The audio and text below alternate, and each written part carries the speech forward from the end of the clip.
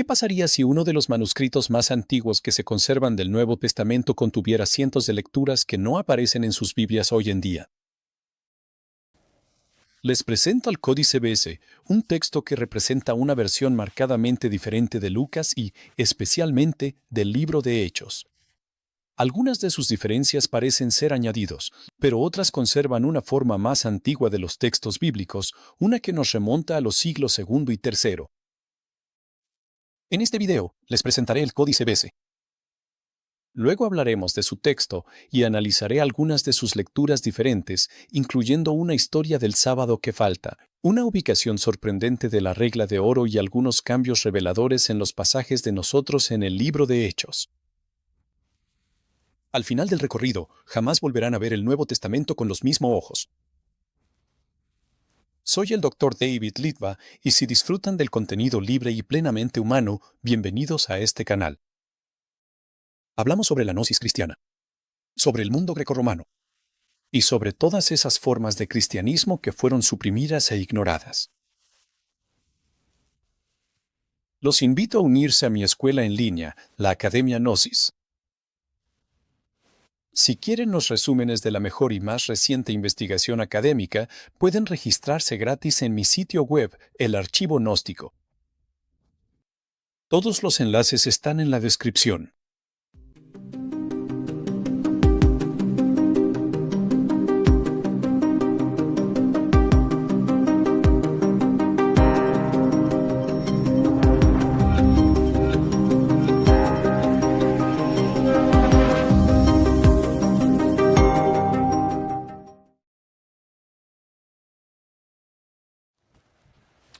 El Códice BS fue copiado alrededor del año 400. Es un manuscrito bilingüe con griego en el lado izquierdo y latín en el derecho, y parece haber sido copiado de un manuscrito bilingüe anterior. Como la mayoría de los manuscritos de este periodo, fue escrito todo en mayúsculas y sin espacios entre las palabras. En su estado actual, contiene los 4 evangelios y la mayor parte del libro de Hechos. Los 4 evangelios están en el orden de Mateo, Juan, Lucas y Marcos. En algún momento, el códice también contenía las epístolas joánicas. Ahora bien, no sabemos dónde se copió el manuscrito por primera vez. David Parker propuso que el Códice BS fue copiado en Oriente por un escriba formado en latín, que tenía un conocimiento práctico del griego. Especuló que el códice se originó en la Escuela de Derecho de Beirut, o la Beirut moderna, que en el período romano era una antigua metrópolis donde los estudiantes hablaban en griego pero recibían su enseñanza en latín. En consecuencia, el manuscrito estaba destinado a cristianos de habla latina en un entorno principalmente griego. Poco después de ser copiado, una figura de autoridad en la Iglesia realizó cambios notorios en el texto. A medida que la escuela de derecho comenzó a instruir a sus estudiantes en griego, el latín cayó en desuso, y los numerosos correctores del Códice BS descuidaron en gran medida la columna latina del texto, una fortuna para nosotros. El códice fue corregido nuevamente después de que Beirut fuera destruida en julio de 551 y la escuela de derecho se trasladara a Sidón. El códice reaparece en Lyon, al sur de Francia, durante el siglo IX. Cuando Lyon fue saqueada muchos cientos de años después, en 1562, cayó en posesión de Teodoro Besse, quien le dio su nombre al texto.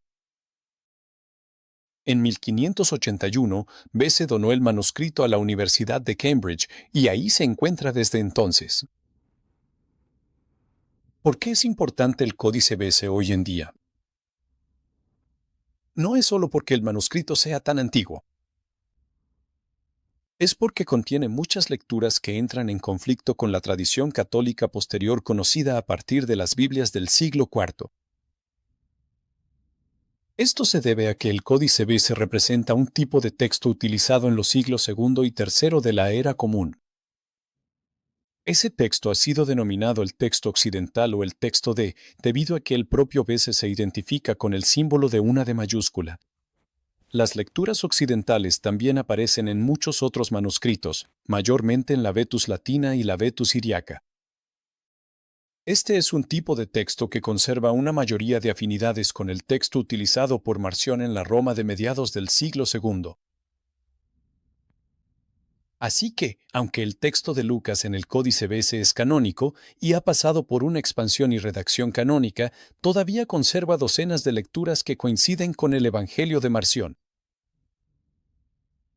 Aparentemente, esto se debe a que el Códice BC y el Evangelio de Marción comparten un antepasado común aún más antiguo que contribuyó a la tradición occidental. El Códice BC no es una fuente para el Evangelio de Marción. Es un manuscrito católico escrito por escribas católicos. Por tanto, no podemos simplemente imprimir las lecturas inusuales o poco conocidas del Códice BC y luego llamarlas lecturas marcionitas.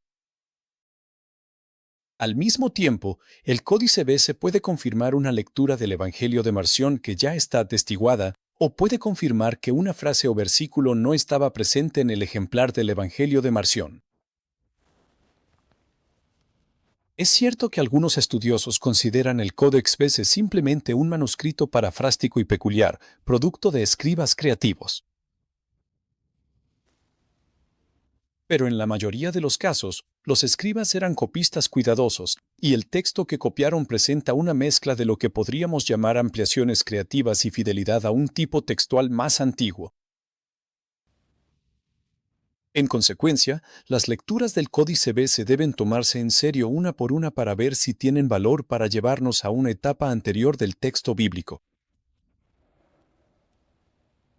Entonces, ¿en qué se diferencia el Códice BC de esos otros grandes testigos alejandrinos como el Sinaítico y el Vaticano? Bueno, creo que es mejor demostrarlo con un ejemplo.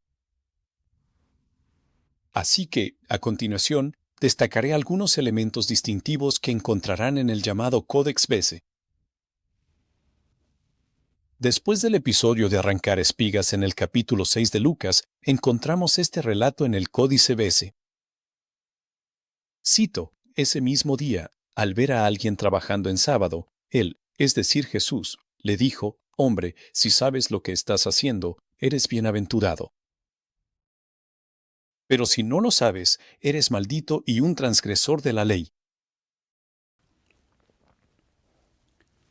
Ahora bien, los lectores de la Biblia están familiarizados con la idea de que Jesús quebrantó el sábado. Él permitió que sus discípulos arrancaran o cosecharan grano, y él mismo sanó a personas en sábado. Debido a su naturaleza superior, claramente dijo que él era el señor o dueño del sábado, y por lo tanto podía trabajar. Ahora bien, esta historia en particular en el Códice BC indica que los cristianos también podían quebrantar el sábado, no por su naturaleza superior, sino por su conocimiento superior.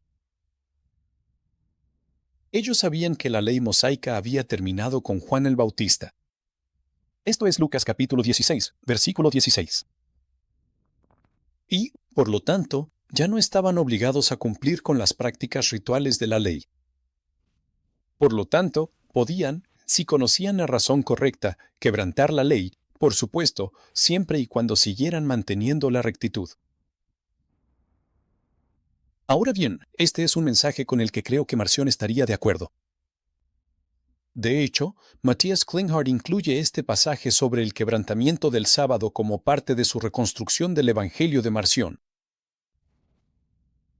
Considero que en este caso, eso es un error. Esto se debe a que el Códice BC no es una fuente para el Evangelio de Marción, sino un manuscrito católico. Más. Por supuesto, existe la posibilidad de que este episodio adicional refleje algo que se remonta a mucho tiempo atrás y que apareció en el prototipo del Evangelio de Marción. Pero debemos explicar por qué ninguno de los padres de la Iglesia lo mencionó jamás como parte del Evangelio de Marción, ya que estaban muy interesados en reconocer las diferencias entre su texto y el Evangelio de Marción. Existe la posibilidad de que Tertuliano también haya leído este episodio en su Vetus Latina, por lo que no veía la diferencia entre su texto y el texto marcionita, y por lo tanto no mencionó ninguna. Pero si Tertuliano reconoció este episodio de quebrantar el sábado como parte de su propia tradición textual, entonces tenemos que explicar por qué esta historia en particular desapareció y, para el siglo IV, fue eliminada de casi todos los demás manuscritos de Lucas canónico. ¿Qué era tan ofensivo acerca de esta historia en particular? Veamos algunas otras diferencias menores en el Códice Bese. En el libro de Hechos, el Códice Bese añade el abundante llanto de Simón en Samaria después de ser reprendido por Pedro. Curiosamente, el llanto del propio Pedro después de sus 3 negaciones de Cristo en el Evangelio también podría haber sido una adición posterior. No está atestiguado en el Evangelio marcionita. El llanto de un hombre adulto en ambos episodios ciertamente añade drama emocional y emotividad a la historia. Puede verse como una adición literaria en ambos casos. En el Códice Bese, las lágrimas de Simón de Samaria parecen ser tan auténticas como las de Simón Pedro en el Evangelio e indican lo que podría considerarse un verdadero arrepentimiento al cometer un error. Simón de Samaria era cristiano y un cristiano arrepentido. En otro episodio, los efesios corren hacia sus teatros gritando, «Grande es Artemisa de los Efesios». Y en el Códice Bese dice que toda la ciudad de Efeso estaba profundamente avergonzada. Ahora bien, esta línea no se encuentra en su Biblia impresa. Solo aparece en el Códice Bese y parece ser un comentario sobre la insensatez de los gentiles que protestan sin pensar debido a su apego a la diosa. Aquí creo que estamos ante un añadido, donde el Códice Bese resalta algo que está implícito en el texto más conocido. Hay algunos nombres extraños en el Códice Bese. En este manuscrito, encontramos que Jesús, o mejor dicho, el Jesús resucitado no viaja al pueblo de Emaús, sino a un lugar llamado Ulam Maús. En Génesis 28 se dice que un lugar llamado Ulam Luz es el nombre antiguo de Betel o Betel. Este fue el sitio de la visión de Jacob de la gran escalera al cielo por la que los ángeles subían y bajaban. Jacob consideraba que el lugar era un sitio sagrado. Y ahora, el Jesús resucitado iba a este lugar sagrado donde se encontraba la escalera al cielo. Esto tiene su lógica, porque él mismo estaba a punto de ascender al cielo en su forma resucitada. Ahora, curiosamente, el nombre del pueblo no aparece en el Evangelio de Marción, lo que indica que originalmente no había ningún pueblo con nombre. Pero en la versión canónica, es posible que el nombre Ulam Maús simplemente se haya cambiado por Emaús. Pero como bien saben los arqueólogos, no existe ningún pueblo de Emaús a un día de camino de Jerusalén. No existe. Y ahora sabemos por qué. En Hechos 13, J el mago llamado Bar Jesús es llamado Gétimos en el Códice Bese. Ahora bien, Gétimos es un adjetivo griego que significa listo o preparado. Es un buen nombre griego para un mago que está listo para actuar.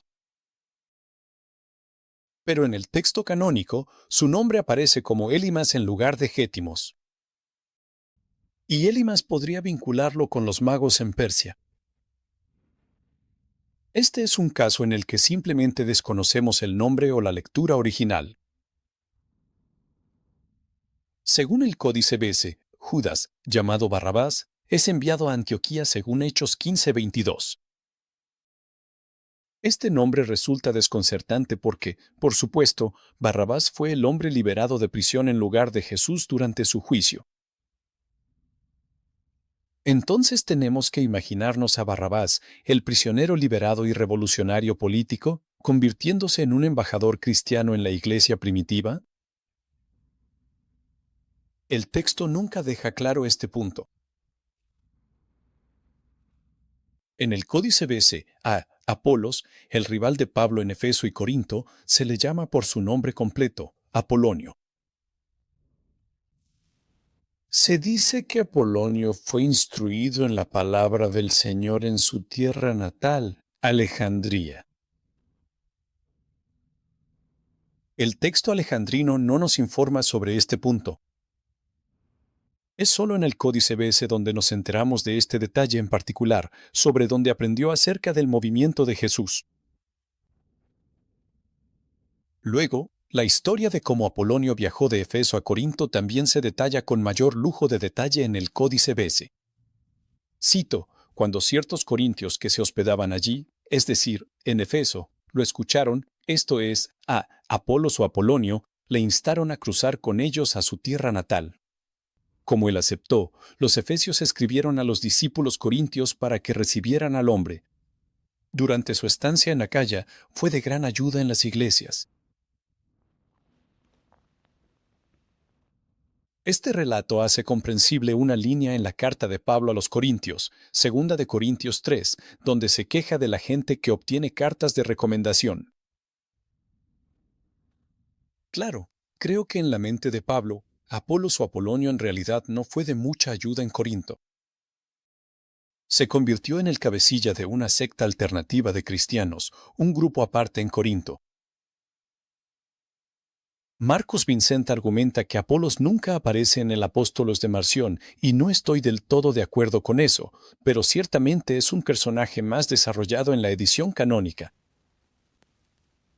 También hay discursos adicionales en el Códice BC.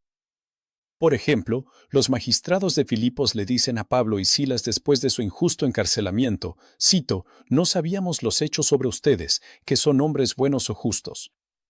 Y mientras los sacaban de la prisión, les rogaron diciendo, salgan de la ciudad, no sea que ellos, refiriéndose a sus enemigos, se reúnan ante nosotros de nuevo para gritar amenazas contra ustedes. Esto está en Hechos 16:39. Volviendo a Hechos 15, vemos que se está gestando la controversia sobre la circuncisión. ¿Deben circuncidarse los gentiles o no? Según Hechos 15:2, pero solo en el Códice BC, Pablo decía que la gente debía permanecer tal como estaba cuando creyó, y él insistía en eso. Pero si abren su texto de Hechos en sus Biblias en español, no lo encontrarán impreso. Entonces, ¿de dónde salió? Quizás fue inspirado por una lectura de Gálatas, donde, de hecho, Pablo insiste en que los gentiles no sean circuncidados. O tal vez esta era una línea original que se omitió por accidente. También en Hechos 15, la regla de oro aparece en el, entre comillas, decreto apostólico. Recordarán que después de que la iglesia en Jerusalén se reunió, los apóstoles enviaron una serie de 4 reglas negativas, que los gentiles deben abstenerse de los ídolos, de las relaciones sexuales ilícitas, de la carne de animales estrangulados y de la sangre. Curiosamente, el Códice BC tiene solo 3 de estas reglas negativas, omitiendo la de los animales estrangulados, y añade o presenta otra regla positiva que resume la ética cristiana. Cito, lo que no quieras que te pase a ti, no se lo hagas a los demás. Esta es una versión negativa de la regla de oro. Es bien conocida en el judaísmo. La versión positiva, haz a los demás lo que te gustaría que te hicieran a ti, aparece en el Sermón del Monte y en el Sermón del Llano de Jesús. El Códice BC añade que quienes cumplen la regla de oro lo hacen con la ayuda del Espíritu Santo, por lo que es una forma de vivir particularmente cristiana. Ahora, la pregunta es, ¿añadió un escriba la regla de oro al decreto apostólico o alguien la eliminó? ¿Y por qué eliminar la regla sobre los animales estrangulados? Quizás esta regla sobre el estrangulamiento de animales nunca estuvo ahí en primer lugar. Solo se añadió para aclarar lo que significaba abstenerse de sangre, ya que, obviamente, si un animal era estrangulado en lugar de degollado, la sangre permanecía dentro del animal muerto, y las personas que comían la carne ingerían sangre. También podríamos pensar en un escenario donde los cristianos reconocían la regla contra el estrangulamiento no como una ley ética, sino como parte de la ley ceremonial judía. El estrangulamiento era una forma no kosher de matar a un animal. Ahora bien, los cristianos no se consideraban obligados por las leyes ceremoniales judías, así que el escriba del Códice BC decidió que los cristianos podían comer carne de animales estrangulados, y esta forma de matar animales pudo haber sido bastante común en la antigüedad. Francamente, hasta hoy, la mayoría de los cristianos no preguntan cómo fueron sacrificados los animales que comen. Simplemente no les importa. Solo compran la carne en el supermercado. También hay lecturas más breves en el Códice BC. El libro canónico de Hechos dice que en Efeso había 7 magos que expulsaban demonios, o supongo que podemos llamarlos exorcistas. Son los hijos de Esceva, a quien se le llama sumo sacerdote judío, y esto es ciertamente extraño, porque en ninguna otra fuente escuchamos sobre un sumo sacerdote judío llamado Esceva en tiempos de Pablo. Es difícil entender por qué los hijos de Esceva estarían en Efeso en lugar de Jerusalén.